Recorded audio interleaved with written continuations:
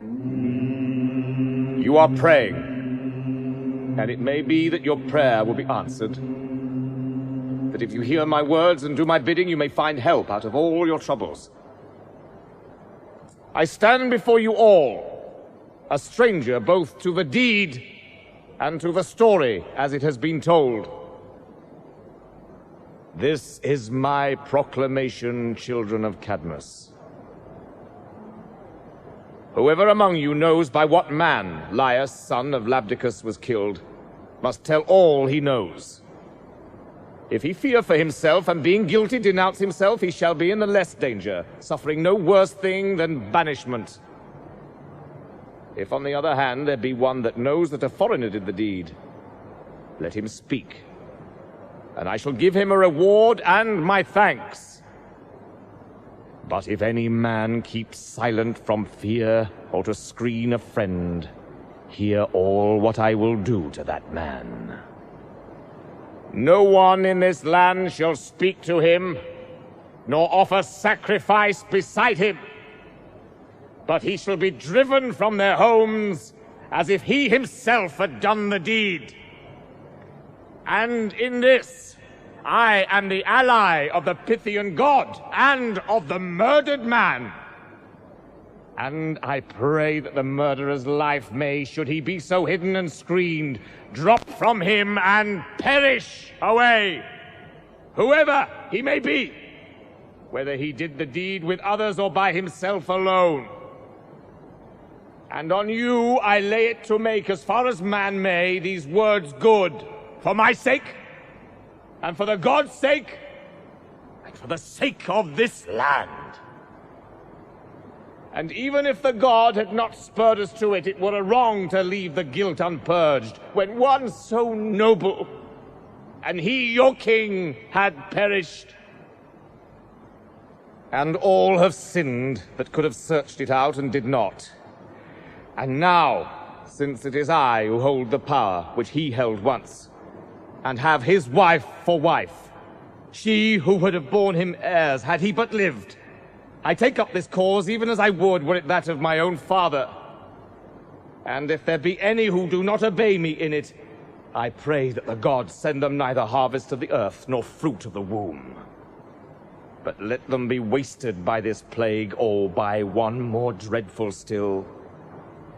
But may all be blessed forever who hear my words and do my will. Under your curse, O king, I make bold to answer. We do not know the murderer, and it were indeed more fitting that Phoebus, who laid the task upon us, should name the man. No man can make the gods speak against their will. Then I will say what seems the next best thing. If there is a third course, show it. I know that Tiresias is the seer most like to our lord Phoebus, and through him we may unravel all. So I was advised by Creon, and twice already have sent for him. I am surprised he has not yet come. Without his help, we have nothing but vague and ancient rumors. Rumors? What rumors? I would examine every story. Certain wayfarers were said to have killed the king. I know. But he who saw it is not to be seen. If there is such a man, and terror can move him, he will not keep silence when they have told him of your curses. A word will have no terror for one who did not flinch from such a deed. Tiresias! But there's the man who shall convict him. For the blind prophet comes at last, in whom alone of all men the truth lives.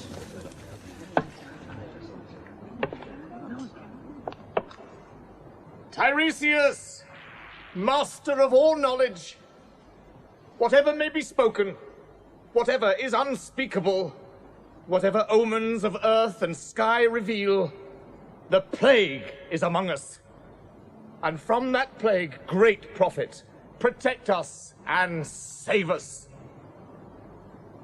Phoebus, in answer to our questions, says that it will not leave us till we have found the murderers of Laius and driven them into exile or put them to death.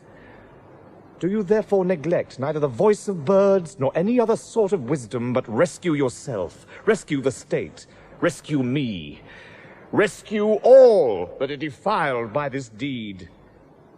For we are in your hands, and what greater task falls to a man than to help other men with all he knows and has? Aye, And what worse task than to be wise and suffer for it? I knew this well. It slipped out of mind, or I would never have come. What now?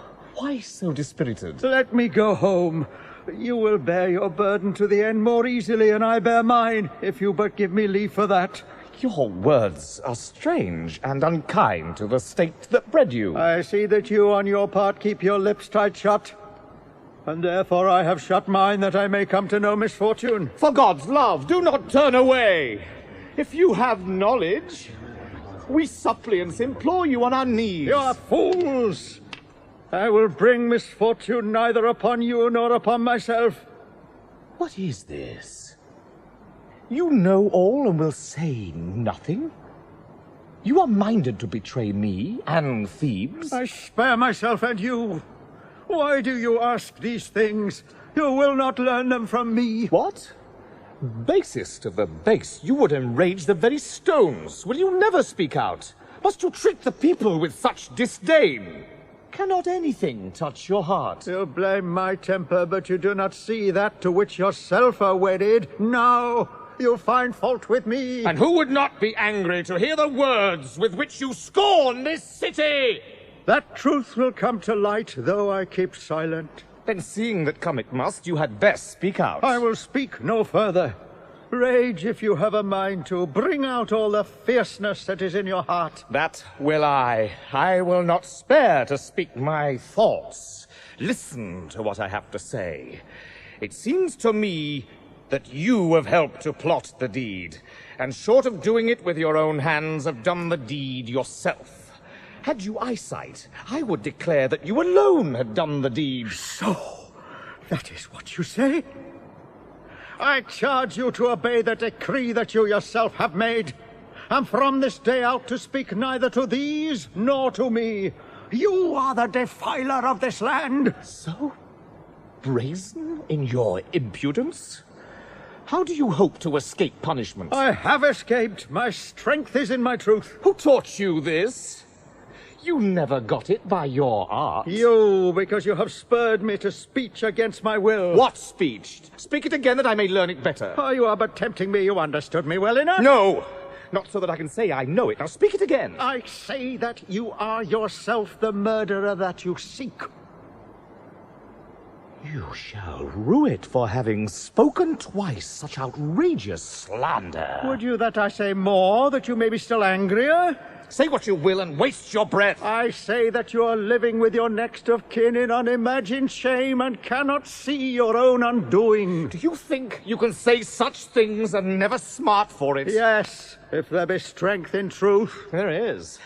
Yes, for everyone but you. For you are blind in eye, in ear, and in wit. You are but a poor wretch flinging taunts that in a little while everyone shall fling at you. Night.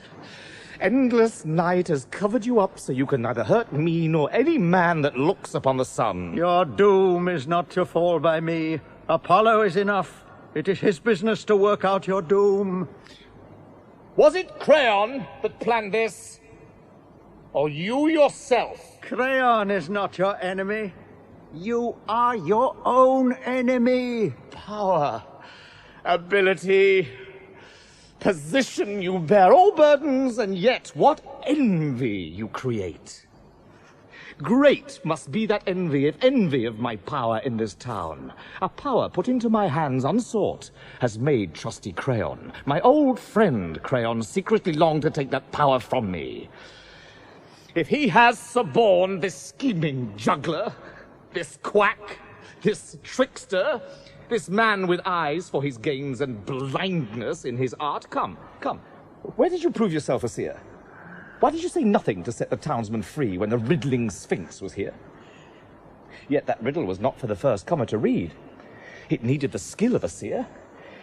And none such had you, neither found by help of birds, nor straight from any god. No, I came, I silenced her, I, the ignorant Oedipus.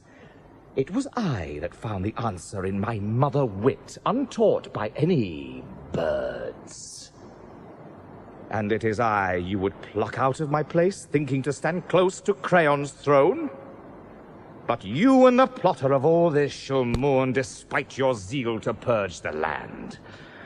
Were you not an old man, you had already learnt how bold you are, and learnt it to your cost. Both this man's words and yours, Oedipus, have been said in anger. Such words cannot help us here. Nor any but those that teach us to obey the oracle. King though you are, the right to answer when attacked belongs to both alike. I am not subject to you, but to Apollo, and therefore I shall never be Creon's subject. And I tell you, since you have taunted me with blindness, that though you have your sight, you cannot see in what misery you stand, nor where you are living, nor with whom. Unknowing what you do, for you do not know the stock you come of, you have been your own kin's enemy, be they living or be they dead.